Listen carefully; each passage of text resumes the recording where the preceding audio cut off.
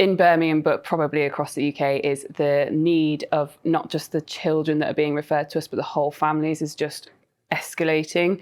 So our workshop is about supporting the whole family, looking at what the adults' needs might be before anything else, and thinking about other therapeutic interventions other than play therapy that people have trained in and can do that can support the whole family and make sure that everyone's in the right place. A lot of the time we find with bereavement, maybe people want to jump in and try and fix things straight away.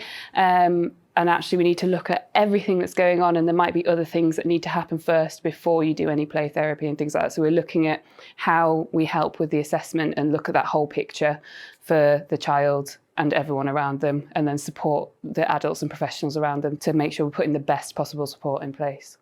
I think often the adults around the children, either they're trying to protect the child from the grief that they're feeling, so they don't want to show it, and that can become kind of a sort of taboo within the household, that then nobody feels like they can show their emotions.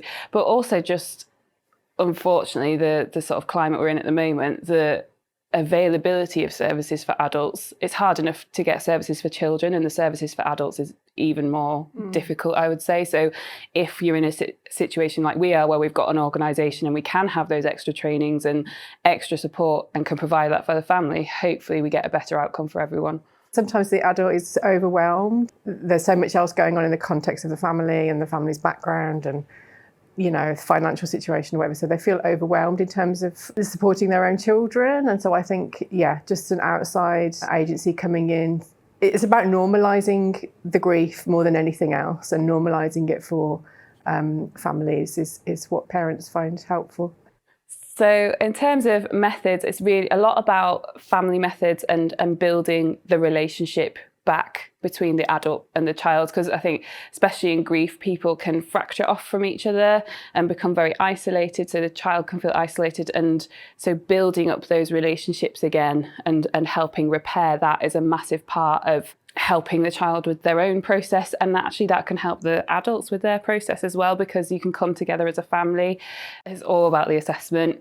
If someone comes to you and says, this child's had a bereavement, they're really struggling, we want to jump in and go, okay, we'll do play therapy, that'll help.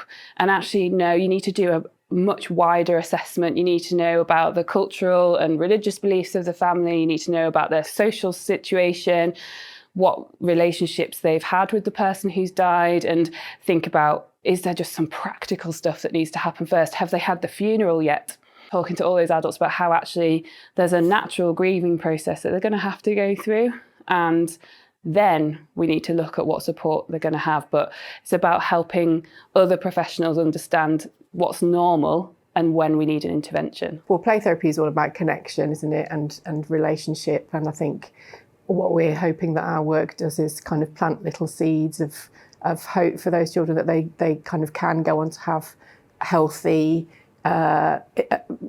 emotionally happy lives, you know, and it's kind of, sometimes it's about breaking the cycle of generational trauma and things like that. If it's something that you're passionate about, then you will do whatever you can to try and make that happen. And I think lots of our services have evolved as we've worked with children and families and recognised actually that doesn't quite fit. So it might be play therapy, it doesn't quite fit for that family. What else does that family need, and how might we be able to use some of our skills to make that happen for them, so that it is more kind of holistic.